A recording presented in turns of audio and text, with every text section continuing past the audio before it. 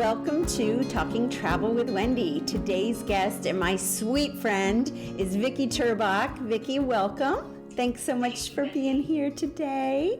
Thank you for having me. We're doing this via Skype, or actually FaceTime, right? Yeah. So we're learning. This is a technology thing that we're learning. We're old school. Yeah. So Vicky is about as much of a travel addict as I am. So I said, you know what? Who would be good to talk to is my good friend Vicky, who's also a travel agent and has seen many, many countries. So today we're going to talk to her about, tell me a little bit about your travel company and what you do. Okay, thank you, Wendy. I love travel, as Wendy said, so I wanted to turn my love of travel into something that I could do to help other people, much like Wendy. So I went ahead and educated myself and became a travel advisor. Just started with a new company called KHM Travel Group in December of last year. But I am an independent contractor, so my company is called TravelbyVicky, and you can find me. I'm not great with social media yet, and that's what we were talking about before we started recording. So you can find me old school by email at TravelbyVicky@gmail.com, or you can find me on my Facebook, also at TravelbyVicky. And what do you book for people? What kind of trips? Just about anything. Really? Because Okay. I have a passion for travel, and I want people to make memories and have experiences, and I want you to have the travel that works best for you or your family. So I book cruises, all-inclusive stays in the Caribbean, a lot of European travel, just because, as you know, I lived over in Europe for 3 years and kind of have a feel and a knack for what travel is like over there. So I do a lot of Europe. Well, let's talk about that for a second. So, we were both over there at the same time. I met Vicky in our German class, and we're going to give a shout out to Edith Hoffman. Hallo, liebe Edith. Wunderbar. Wirklich? Ja. Wir sprechen ein bisschen Deutsch. Ich spreche kein Deutsch. No, hopefully we won't embarrass her too much. She'll be like, what happened, girls? I know, right? I didn't teach those two. I have no idea what they're saying. They weren't in their class. I don't know them. They skipped class. They didn't do the homework. But I loved that class because you guys were my first travelers, the Stuttgart Wanderers, and we would just, pop in the Prius or do the carpool and travel around Stuttgart. Exactly. We learned together. We had that shared passion for travel, and we should have that shared passion for learning the culture, but the lack of actually speaking the language. So we got to learn together. I love that. I love the forced or not so forced day trips that Edith made us take for the classes because we learned so much about the culture. So much, and it was an experience that I highly recommend to anybody if you get the chance to move over and live in Europe for any amount of time. It is so worth it for you, for your kids. Yeah. Just to experience what other cultures are like and how different they are from America. It's invaluable. Yeah, they still have our fingerprints from not wanting to go. Mine too. And thank goodness for good editing. I know. Okay, so about our time over there in Europe, what are some of the travel planning things that you learned that you can help people with and help with them doing itinerary planning? Of course, I'm going to say the best thing for itinerary planning is to contact a travel advisor because I have to. But people just totally misunderstand. They think, I'm just going to hop on one of these third-party Expedia and TripAdvisor, and you can do that. But not just because we love it, but a trip can go really wrong. Really, really quickly. And some of the third-party, I don't want to badmouth anyone. Right. The OTAs, online travel agencies, but a lot of the times when you're booking those things, on your own. You don't know the nuances of the travel within the country, and you may not be getting the full package. You may have extra fees that you're encountering when you get over to the place you're staying. So you think, oh, I did it cheaply. I booked it on this platform, and then you get over there and it's thousands of dollars more than you were expecting. Right. Because you don't know the ins and outs of what a certain country or resort charges, and that's where a travel advisor is helpful, or someone who's in the business. Well, some of the horror stories I've heard is I had no idea that I needed an international license to rent a car in Croatia. Well, yeah, you do, but it's not intuitive. But if you work in the travel field, you know that when you go to Croatia or Scotland or any of these countries, you need an international license. You can't just say, here's my passport and here's my driver's license from America. They're like, yeah, no. And they're getting stricter with the requirements, because a lot of the countries have had travelers come into their country, have accidents, use their medical facilities, skip out on bills because they, don't know the rules, or maybe they do it on purpose, I'm not sure, but they're getting tougher with regulations with us traveling, because they want to make sure, of course, that their company is compensated for the damages that we do while we're traveling. Right. So these regulations are always changing. Every country is different. Even within the EU, as you know, they have different regulations. So hopefully, getting a travel advisor or someone who's familiar with the travel industry would be able to help you as a traveler, avoid some of these pitfalls, things that could happen to you. Oh, yeah. That you were told. Just because you went online and you booked something, that doesn't mean you have the full story, and there's no one to contact. Even if you book it and then come up with questions later, because it's an online travel agency, oftentimes you can't get an answer. You can't get a straight answer. You may get 3 different answers if you call 3 different times. We won't name names, that they don't handle it. And like Italy now, even if you go through the hotel itself, they require a minimum deposit before you even come. And people are like, I don't understand it. My trip isn't for 6 to 7 months and they've already charged me 2 nights stay. Well, that's because people have ditched it, or they've canceled at the last minute and they can't resell your room. Exactly. No. Either. Yeah. So. And I've had people who don't quite understand, like, oh, I got to the hotel and I booked 2 rooms, but I really only need 1 room. Why can't I get my money back for canceling the day of arrival? Yeah.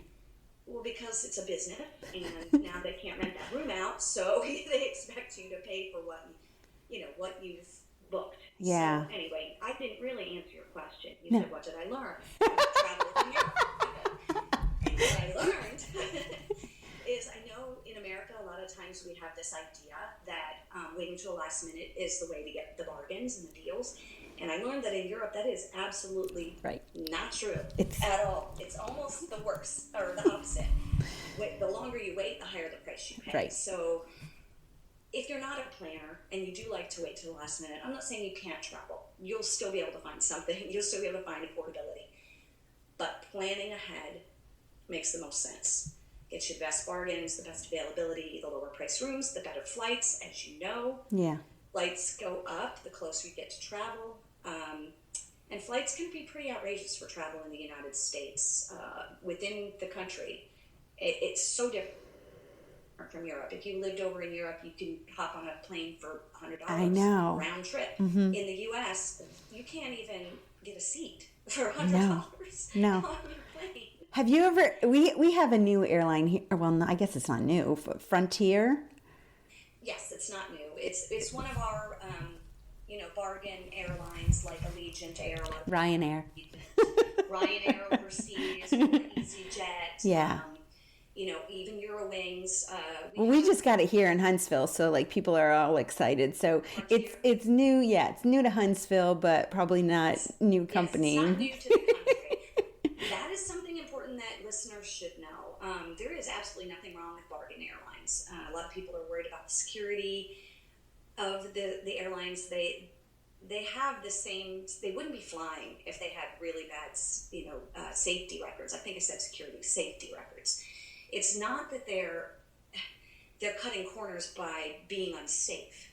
They're cutting corners because they're charging you for any extras. Everyone needs to know you can totally have an enjoyable experience on a bargain airline, but don't expect that they're going to come to the cabin offering you beverages and snacks and, your seat picked well in advance. Your seat might not even have as much room as you're used to on a bargain budget airline because they're cutting their costs for you. So you have to make sure that you're really interested in budget airline travel. Yeah. And know what you're getting. Yeah. I think it's about managing expectations. Yeah, right. And getting from point A to point B. I'm looking at a flight to go to Portland because they have a direct flight. Oh, I guess it's not direct. You change in Denver, but it's about 150 in August. And okay, but I am kind of used to flying Ryanair and Eurowings from my time. So I know that I'm going on a hiking trip. So it'll be a backpack. Right. It's not... so you're not going to be upset because you're not going to need to check a bag and then find out that it's $75 one way. Right. And I'm going in August, so I'm not taking like heavy coats and mittens, and although I might have to, but I don't know. That brings up another point of what I learned traveling in Europe, how to travel lightly. Yeah. When I first went to Europe, I'm like, we're going away for a week. I need this heavy bag that weighs 75 pounds with 75 changes of clothes and every pair of shoes I own. Nope. Now I can go away for a 10-day trip and I can pack a backpack. Yeah. And I can do it. And there are so many videos out there on YouTube. YouTube is one of my friends. I'm sure it is for you too. Yes. All of these people teach you how to pack efficiently and lightly and how to get your stuff in a compact suitcase. And if you really are interested in saving money, packing lighter is one way to do it. That would be a fun podcast video that we could do. We could have a pack off with each other. I would lose. Get Heather in with it. You would win. You're the spatial relations queen. I would be like, I would get to do my Tetris. Exactly. Okay, so what are people booking right now this time of year? Everything. Well, as you know, depending on what part of the country you live in, you're getting a little bit tired of the cold weather right about now. So a lot of people are booking their Caribbean destinations, warm weather, anything that'll get them out of the snow of the Great Lakes area or, the cold and dreary rain of the Pacific Northwest. So people are booking their warm travel, but they're also looking at cruises. Okay. And, pretty much everything, because January traditionally is a very busy time in the travel industry. It's a time when a lot of resorts, airlines, all-inclusives offer, big discounts, big incentives to book. It's right after the holidays, so typically people are recovering from all the spending they did over the holidays. So they have to offer these incentives to get people booking, and it is a busy season, January. So you personally like cruising too? I do. So what was your favorite cruise? I don't have a favorite because there's something different about every cruise. Oh, that's cool. I like, and people ask me all the time, what's your favorite line? What's your favorite cruise line? They all offer something different. So it really depends on the traveler and what they expect out of their experience. Okay. And that's another thing. Shameless plug for a travel advisor. Another thing that a travel advisor does is they help you decide.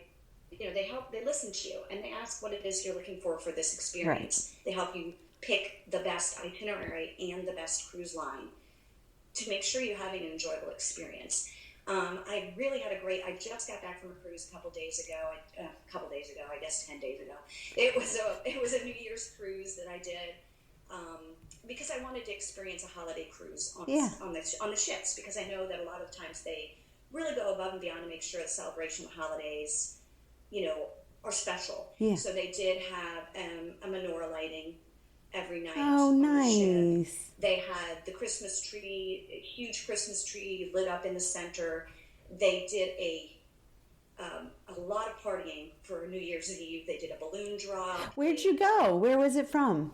It was actually out of Miami, and it was just a short 4-day. It was through Royal Caribbean, and it was including their private island, Perfect Day. Oh, yeah. Yeah, I've heard about it. So we did Nassau, Bahamas, and the Perfect Day, and that was our only off the ship days. We had a cruising day.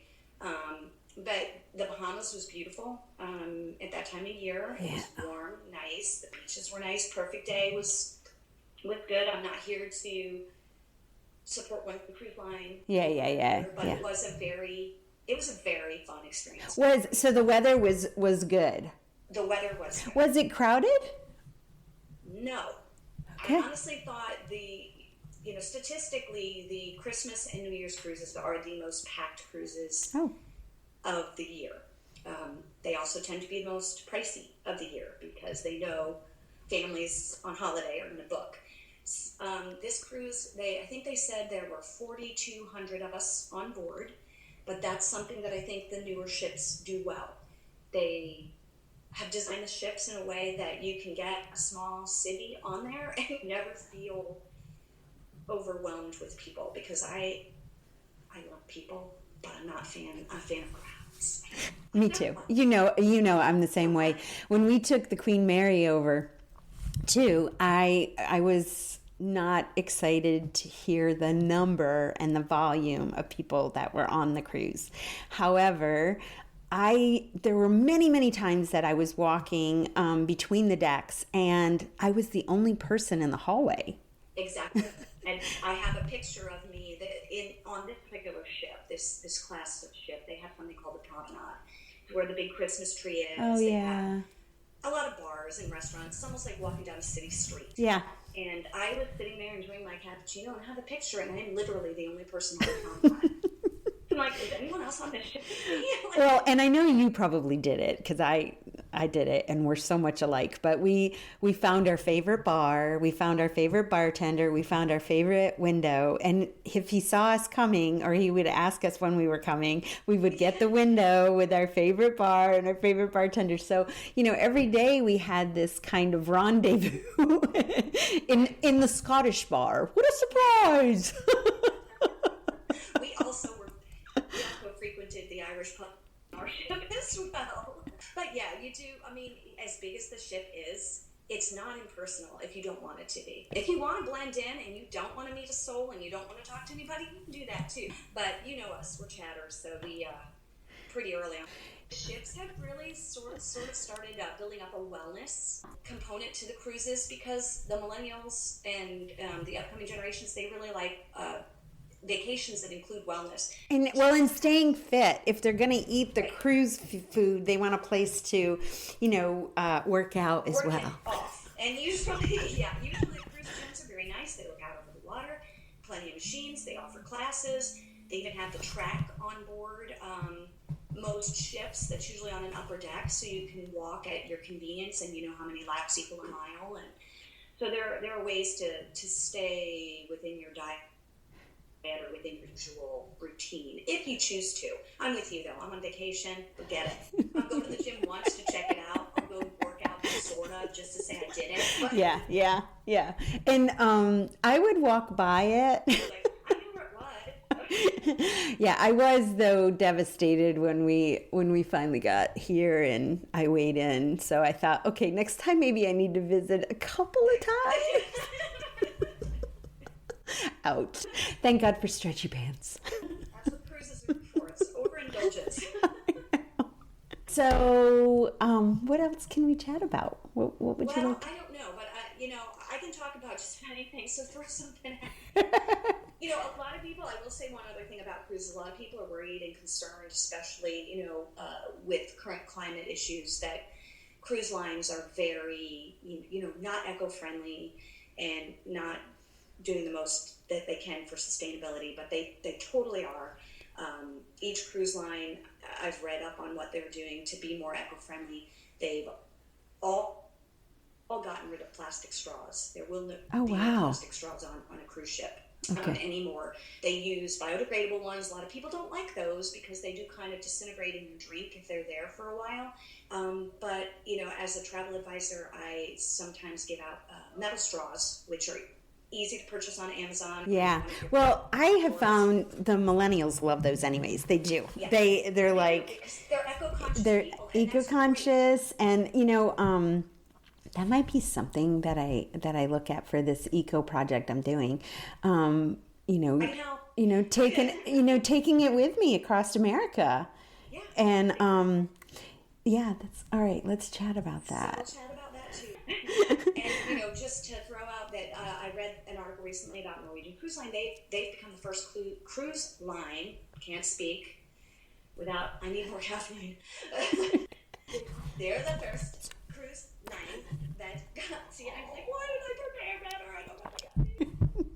They're the first cruise line to outlaw or get rid of single-use plastics. So yay! No single-use plastics. So those water bottles everybody loves taking off into port. No, you can bring your own reusable. I do advise people when you go on a cruise. Yes. Take a reusable cup. They have filling stations. You can fill up, with water. You can't take a full one of these off the ship, but you can take an empty one, and it cuts down on your plastic use. There you go. Is another way to be eco-friendly. Yeah. So I got another question for you. What was your favorite country to visit in Europe? Okay, so I get this question from everyone I meet. All my Facebook friends, because they're trying to figure out what they want to do and where they want to go. We went over to Europe with maybe a list of 8 countries that we wanted to go to, or 8 things we wanted to do. We came home with a list of about 1,000 things that we wanted to do. Because Europe is so, I don't know, I feel like I'm home when I'm there. Mm-hmm. And I don't know that everyone else would feel that way. I've met plenty of people who've done Europe and they get that same feeling. But if you've got the travel bug and you enjoy travel, I don't know. I think you'd be hard-pressed to find a place you didn't enjoy. There were some places I didn't enjoy as much as I thought I would. But there was never a trip I took that I said, I'd never go back there. Yeah. Honestly. But I am partial, just because my personality, I am partial to Italy, Spain, and countries in the UK because they have a lot of nightlife. They seem to enjoy people, and they're very loud, like I am. People ask me that too. And Italy is definitely in my top 5, probably number 2. It's probably my number 2, but Scotland is definitely my number 1. I do love, like I said, I do love Scotland. I do love Ireland. I love Wales. Oh, absolutely. I mean, that's what you're right, because it's so hard. I loved Wales too. I visited last spring with Francis, and we had a ball, and it was just North Wales. So now I want to go to South Wales, but and I live in South Wales, not North. Oh, nice. So. You would love it. We went to this town called Clydendo, and I had like 4 Welsh people tell me how to say it, and they all said it differently. So yes. I know that I wasn't saying it right even as I was leaving. Welsh is tough. Welsh is like Greek. I know. I can have 7,000 people telling me how to say it, and I can say it 7,000 times, and every time they're going to go like, well, it's like Llanundo, and so I was going in there going Lalinendo, and they were like, every letter in it. What are you trying to say? And I'm like, I'm sorry, I'm learning. Yeah, I try, and that's something I think that I found, traveling outside of the U.S. is people seem to be, for the most part, so. They embrace you trying to learn the language and trying to learn the culture. So as long as you're putting in an effort, I think people I totally agree. Really appreciate it and love that you're trying. Yeah. And you don't have to get it right. And that, I think, I personally, before going over to Europe, it's another thing I learned about travel. I was always afraid to try my language skills because I'm like, I sound like an American trying to speak Greek or German. And or I know. Language. And when you finally tell yourself, well, I am.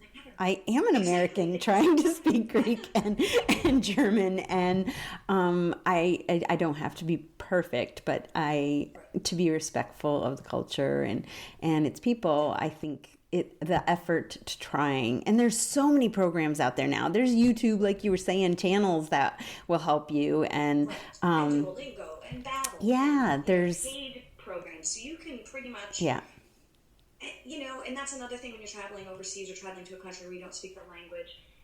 Take your phone, get an app. Yeah. There are a ton of them. Google Translate is fine for just to visit. Yeah. Because I know a lot of people that kind of keeps them from traveling outside of the country because they're a little apprehensive about not being understood, or maybe they have dietary concerns, allergies, and they're afraid to travel. Right. There are so many tools out there now to help you get your point across efficiently. There should be nothing. Yeah, so just trying a little language app or watching a couple language videos for the country that you're visiting. There's another travel tip. We'll put that up there. Travel tip. Put that up. We're so good. Well, Vicky, thank you so much for joining me today. I hope to be doing this more often. We're going to have Talking Travel with Wendy and Vicky as a regular thing, and we'll have different topics, so stay tuned. But thank you so much for agreeing to be here and being part of... Thank you so much for having me, and thank you for getting me over my fear of having video. I have a face for radio, so... Oh, stop it. You do not. Adorbs. Okay, well, we'll talk to everybody soon. Thanks. Bye, everybody. Thanks for having me.